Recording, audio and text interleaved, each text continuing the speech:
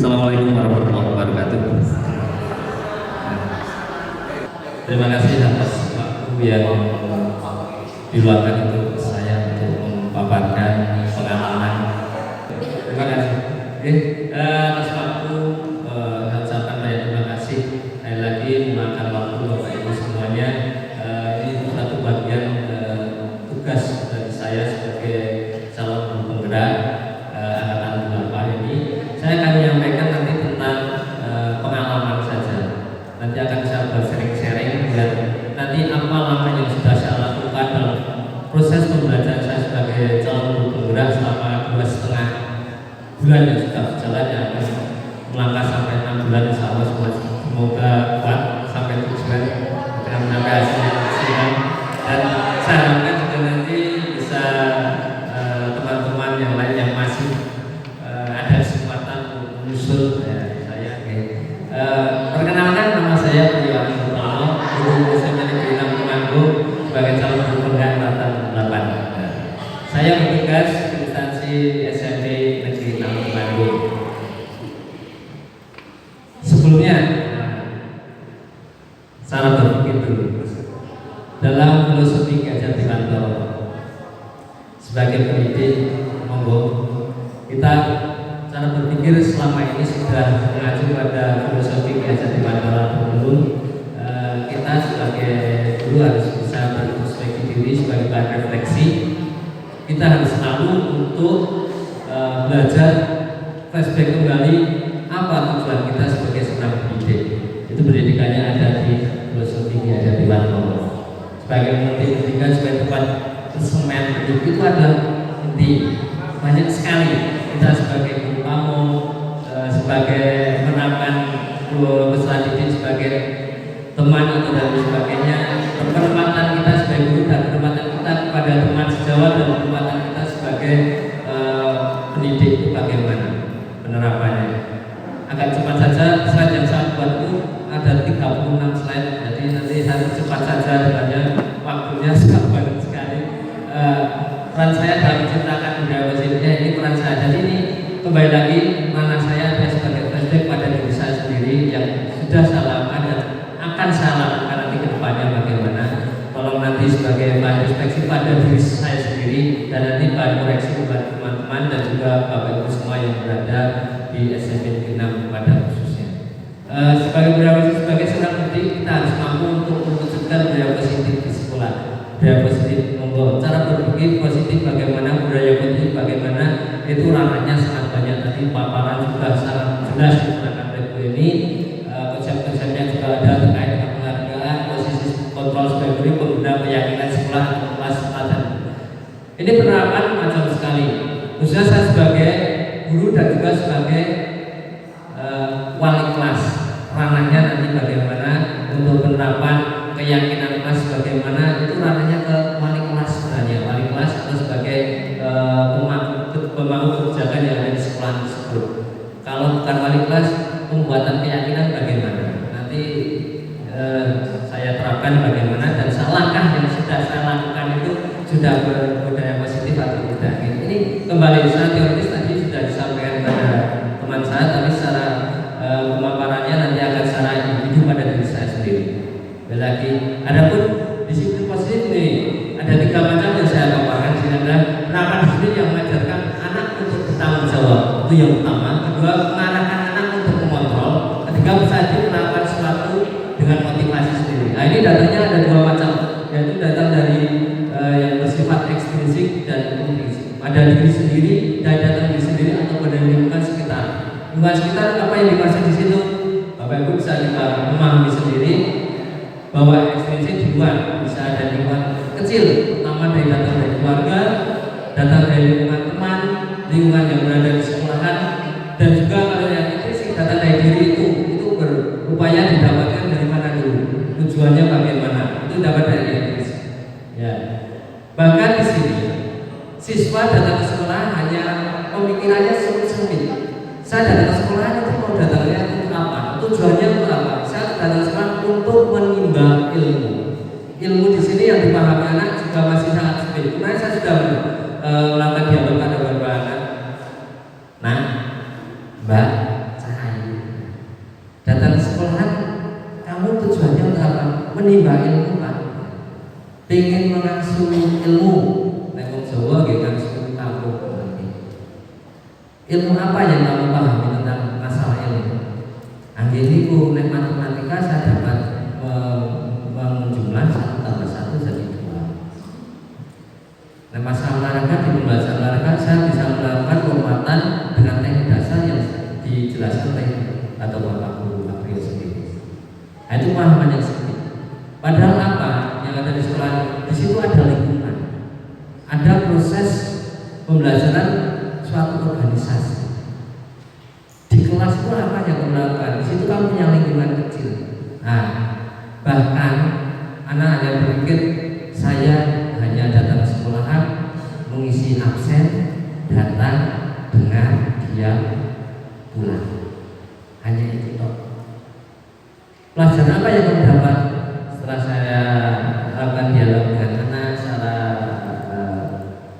dari hati ke hati, ada chemistry nanti dari hati ke hati.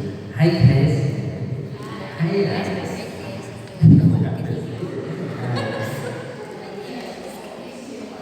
Setelah saya lakukan itu, anak berpikir, nah kamu datang ke sekolah ada teman enggak? Di sini ada proses bersosial, kamu berjajan di kantin boten. Jajan di kantin ada, kamu lakukan mungkin. Nah, di situ ada proses boten. Ada Pak. Proses apa? Saya beli, saya mendapatkan membayar, dan saya mendapatkan pembayaran. Itu proses belajar yang belajar. Satu. Kamu di dalam kelas ada tugas yang lain selain mengerjakan tugas apa? Ya, saya jadi sekretaris. Itu kamu belajar tugasnya sekretaris apa? Gini. Nah, itu proses belajar benar. Iya. Nah, anak jadi berpikir gitu. Oh, di sekolah itu prosesnya bukan hanya menimba ilmu dari mata pelajaran saja. Jadi banyak sekali ilmu yang bisa dapat di sekolah. Nah, itu cara berpikir anak ternyata bisa juga.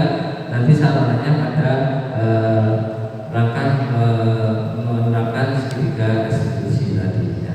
Tahapannya ada. Nah, motivasi perilaku tadi sudah saya sampaikan implisif dan eksplisit. Nah, lanjut saja ke tempat kesimpulan. Nah, ini refleksi pada diri saya sendiri, refleksi untuk diri saya sendiri. Nah, sejauh mana pemahaman Anda tentang konsep ini telah Anda pelajari dulu. Nah, modul ini adalah ranah yang sudah saya ikuti pada pendidikan calon guru penggerak pada bulan ke-2 ini. Nah, jadi bulan ke-2 akhir ini saya sudah masuk ke modul ini yang dibaca adalah disiplin positif, yang motivasi, keyakinan kelas, kebutuhan dasar manusia, masih kontrol dulu, ada desa sendiri dan segitiga restitusi. Terima kasih saja. Maaf, lanjut saja karena hanya banyak sekali. Nah, saya fokus pada keyakinan kelas karena saya juga sebagai wali kelas. Ada beberapa kelas, Bapak Ibu guru, saya melihat di kelas yang sering sekali saya lihat itu kelasnya berdiri tertib sekali. Hampir setiap tahun membuat keyakinan kelas itu. Pada awal tahun ini saya sudah membuat keyakinan kelas. Jadi saya awal masuk di kelas yang saya sebagai tugas sebagai wali kelas, saya melakukan keyakinan kelas ini. Nah, apa yang dibuat? Nah, itu tadi saya sampaikan bahwa itu kembali pada pemahaman anak tentang aturan yang sudah ada di sekolahan. Tadi sudah ada tahapan yang paham. Dilarang membuang sampah sembarangan. Dilarang sholat tepat waktu. Harus membawa dasi. Harus pakai sepatu. Harus mengharuskan dengan harus sesuai dengan ketetapan yang tidak ada toleransinya kalimat yang seperti itu. Nah, di situ anak memunculkan aturan apa yang harus saya lakukan, harus saya lakukan menyikapi aturan yang sekian banyak yang ada di sekolahan yang seperti ini. Karena aturan kalau di ilmu sosiologi saya ingat lagi, aturan itu adalah suatu budaya. Aturan ada yang mengikat, ada aturan yang atau disebut dengan norma. Tidak jauh beda ya, aturan sama norma. Aturan itu yang tertulis, norma adalah aturan yang tidak tertulis. Setiap aturan atau norma yang ada mesti ada efeknya, yaitu ada bonusnya, yaitu disebut dengan bisa disebut dengan hukuman atau poin negatif atau lain sebagainya. Akibatnya itu anak akan merasakan suatu hal yang negatif. Nah, guna dasar manusia ada 5 tadi. Nah, ini yang kedua yang tadi sudah disampaikan beberapa teman. Ini dari ilmu yang saya dapatkan di sana. Bapak Ibu guru mungkin sebagian sudah pernah membaca dan sudah pernah mendapatkan pemahaman lagi dalam anak harus apa yang dibutuhkan kita sebagai manusia. Ini ranahnya bukan kepada anak itu saja. Kita sebagai manusia ini ranahnya dalam manusia, bukan pada peserta didik. Nah, manusia, karena kita sebagai manusia ada ini ya, kita itu kasih sayang, kesenangan, kebebasan dan kekuasaan. Nah, itu bagaimana ranah sampai kepuasan mana? Lanjutkan saja. Ini keyakinan kelas yang saya bahas. Bukan dasar manusia.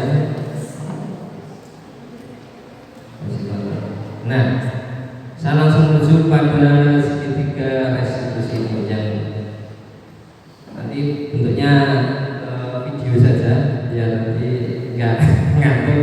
Saya buat video secara pribadi.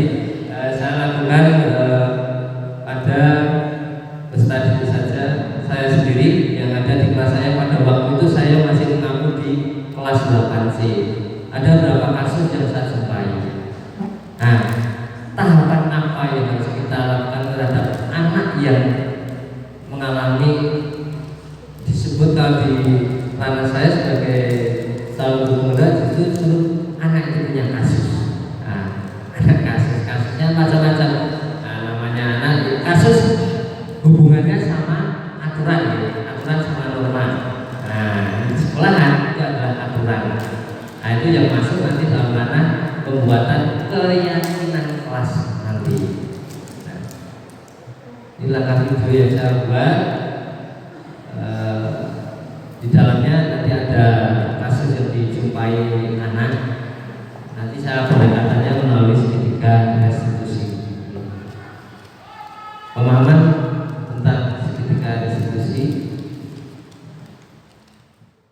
2 kasus yang saya berikan di sini, yang saya temui pertama adalah anak terlambat datang sekolah. Ini umum dan klasik sekali, sangat klasik yang saya jumpai.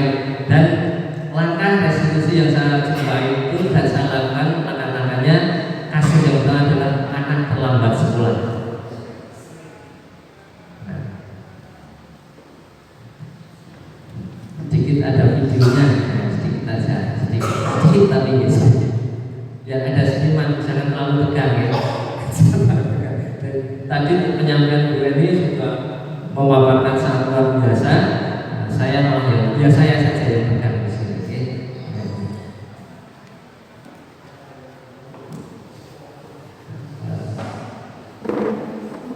Ini bentuk percakapan saya terhadap anak yang mengalami kasus.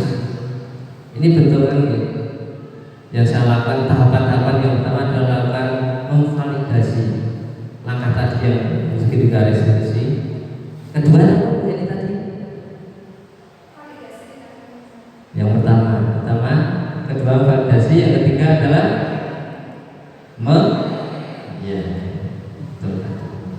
terpintar. Nggak saya. Ini salah satu contoh siswa yang tadi terlambat datang sekolah.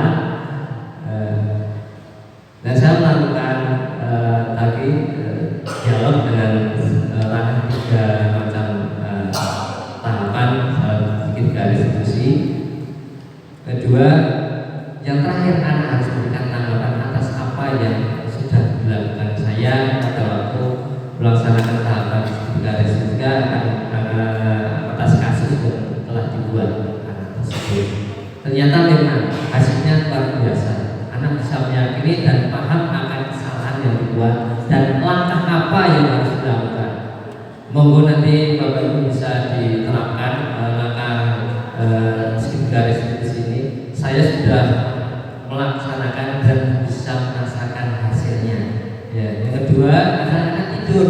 Ini juga mungkin sudah suatu hal yang klasik ya. Nah, besok Bapak Ibu bisa mencoba. Saya sudah tanda sendiri, saya coba sendiri. Ternyata sudah saya rasakan. Monggo mohon nanti yang saya rasakan ini bisa dirasakan Bapak Ibu tidak sesuai dengan tahapan-tahapan yang sudah dilakukan pakai segitiga institusi tersebut. Kedua adalah tidur. Hansen saat tidur. Saat itu tidur. Nah, setelah tidur apa tahapan kesalahan apa yang dilakukan, apa yang harus dilakukan, terus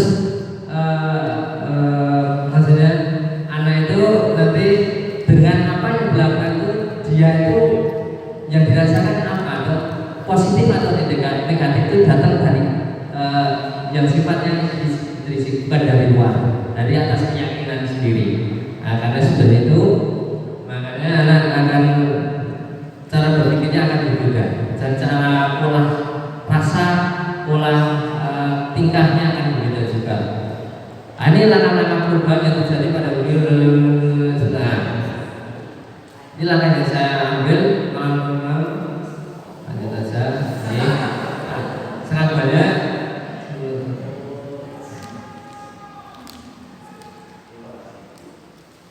Belum Pak.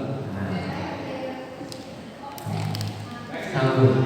Nah, paparan yang saya sampaikan adalah paparan atas pengalaman yang saya lakukan, atas ilmu yang saya dapatkan mengenai bagaimana tindakan positif yang harus saya sampaikan, harus saya lakukan sebagai seorang guru penggerak, dan itu bisa dilakukan bukan hanya dari atau sebagai guru penggerak.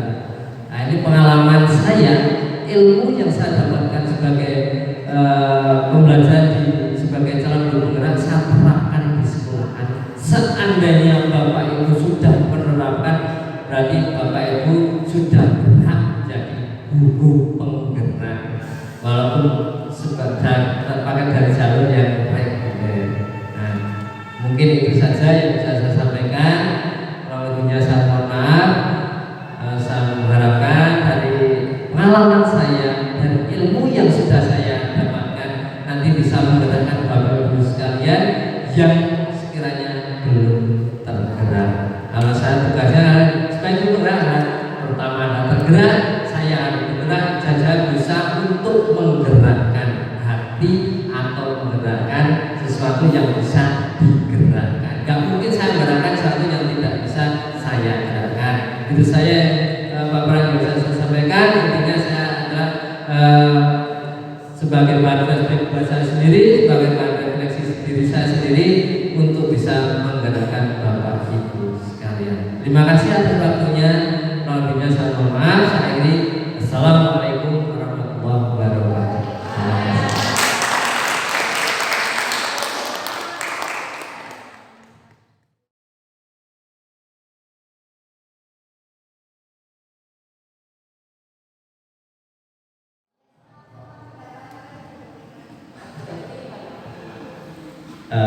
Bapak Ibu yang saya hormati, teristimewa pada Mas Rio dan Bu Eni yang sudah memaparkan pada kita semua. Sukses, selamat, dan tetap saja semangat untuk bisa menyelesaikan program yang 6 bulan ini ya. Ini gratisnya banyak karena kemarin 9 bulan, sekarang jadi 6 bulan. Nah, teman-teman yang kemarin sudah lulus dan belum masuk di, ya tunggu saja di CGB angkatan 9 sudah jalan, nanti masuk ke 10 ya. Jadi 9, 10 bulan. Teman-teman yang baru sekarang kami daftar, Bu Niken, Bu Molita, dan yang lainnya, Mas Dani besok ikut coaching, dan mungkin Pak ya setelah yang lain. Nah, terkait dengan apa yang disampaikan, saya sebetulnya tidak komplain ya, hanya tadi secara teoritis terkait dengan budaya positif. Sebetulnya kalau kita kembali ke apa, ke filosofi Ki Hajar Dewantara, dulu saya pernah membuat tulisan ketika di artikel ketika sekolah kita nasib ulang tahun ke 28 kalau nggak salah, 29. Jadi bagaimana menciptakan sekolah ini sebagai seperti taman ya. Jadi sekolah sebagai taman bermain maksudnya. Jadi ketika orang ketika siswa itu mau sekolah, itu seperti kalau mau bola.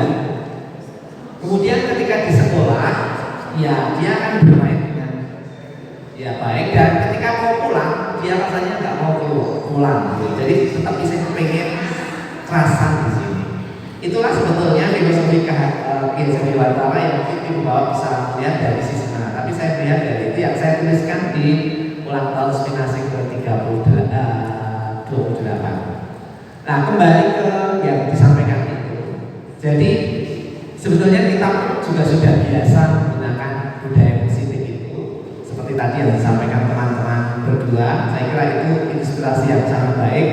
Hanya monggo termasuk saya untuk menghilangkan ya tadi lah yang tidak positif tadi. Jadi menyuruh atau mungkin menuding lebih-lebih itu kan sudah bukan positif. Jadi seperti dulu slogan di SMP 6 atau jangan membuang sampah tapi tempatkan sampah itu pada tempatnya. Itu kan sebetulnya budaya positif. Nah, seperti itu. Jadi karena sampah itu adalah bagian dari kehidupan kita. Jadi diperlakukan seperti itu. Jadi seperti itu. Nah, kemudian terkait dengan teori belajarnya, sebetulnya seperti yang disampaikan Bu Eni dan Mas Priyo itu kan jadi ya negara itu berputar atau mungkin pendidikan itu berputar ya. Kalau kita lihat itu kan sebetulnya kan teori belajar behavior ya. Jadi lebih pada kekuatan motivasi. Ya. Berbeda kalau sekarang kita ini sebetulnya zaman sekarang kalau kemarin kita bicara KTSP konteks kan kontekstual ya. Itu kan lebih pada konstruktivis. Jadi teori belajar konstruktivis yang mungkin itu pendidikan itu adalah bagian kecil atau besar jadi konstruksi, jadi seperti bangunan sehingga menjadi bangunan yang utuh. Tetapi berbeda lagi dengan yang aliran ini lebih pada behavior, jadi teori belajar yang paling awal dan itu sekarang kemudian dengan stimulus dan seterusnya. Nah itu maka Bapak Ibu monggo seperti yang disampaikan Bu Eni dan Mas Priyo ini kan yang membuka hati kita bahwa sekarang kita harus punya paradigma yang berbeda, lebih pada motivasi, kemudian lebih pada memberikan ya misalnya penghargaan, misalnya pertama itu penghargaan jangan panas. Kalau dulu kan selalu ada punishment dan penghargaan, reward dan punishment. Kalau sekarang rasa punishment reward saja, akeh sing begitu. Terus saya melihat misalnya Mas Priyo dulu di kelas 8C, saya kan mengajar di 8C ya. Saya memang di sana melihat ada kesepakatan kelas, keyakinan kelas yang dituangkan sudah. Jadi yang disampaikan Pak Priyo itu kono. Nah kalau Bapak Ibu misalnya tidak masuk di 8C mungkin tidak tahu. Tapi kalau saya lihat ketika saya jalan-jalan di belakang, oh ini tahu kesepakatan dan keyakinan kelas itu untuk berubah jadi dia sendiri. Jadi ini membawa saja positif bukan hanya Mas Priyo tapi untuk kita semua. Sedangkan untuk Bu Eni saya kira saya juga bisa melihat Bapak Ibu kita ini ketika tampil di situ supaya Bu Eni ya. Saya melihatnya ini luar biasa ya. Oh ternyata Bu Eni itu sudah menjelma menjadi sosok guru yang bagus gitu. Nah, nanti kita tunggu saja 6 bulan ke depan, tinggal beberapa hari itu nanti akan ada CGP yang jauh lebih bagus gitu. Jadi nanti dia semangat ya. Maka teman-teman yang masih ada kesempatan jangan lupa ayo ikut. Besok Senin kan ada coaching, kemudian bahan coaching. Nanti semua yang kurang dari 50 tahun dikasih surat tugas. Itu ya Bapak Ibu. Tapi yang penting mari kita dulu bersama teman-teman berdua ini khususnya dan yang lainnya nanti siap-siap saja untuk kita dukung bersama. Bukan hanya mendukung saja, yang masih ada punya kesempatan silakan bisa ikut di dalam. Itu mohon maaf kalau tidak komplit. Terus belajar Mas Priyo, Mas Bu Eni sehingga menjadi guru yang